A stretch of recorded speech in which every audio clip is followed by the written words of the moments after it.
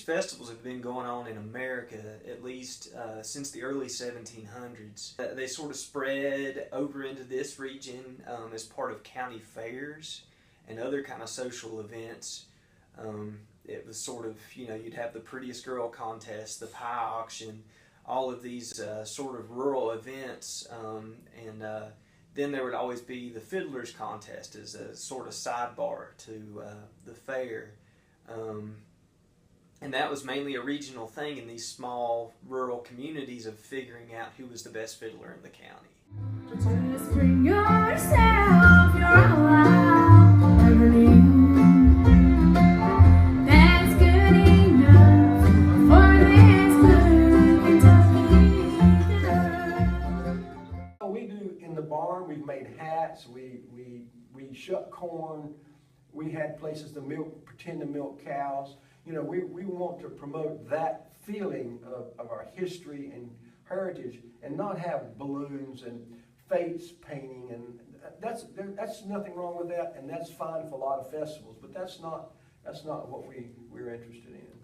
Well, in our competition, which is interesting, is that old time you have to have an open back banjo, and you have to play it without picks with your fingers, and you have to have a fiddle. Because for a long time, a banjo, which came from Africa, banjar came from Africa, so you had a banjo and a fiddle. The Irish brought the fiddle because it's something they could bring real small. They brought the fiddle, and blacks brought the banjo. And so for a long time in the mountains of North Carolina, there were no guitars. There were fiddles and banjos. And so that constitutes an old-time band. So an old-time band has to have an open back banjo and a fiddle. Then you can have a guitar and a bass and other things.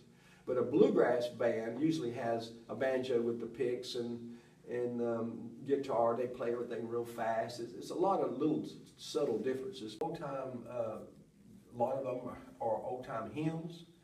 They're old story. They're stories about what happened in England and Ireland. And so it's very.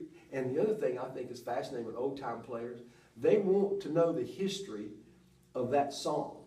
And it's so important to say, now I learned this song from old Jake Smith, who learned it from old Bill, who way back to as far as they can connect to that song. And it's very important for old-time people. Bluegrass people, I don't think they care a lick where that song came from,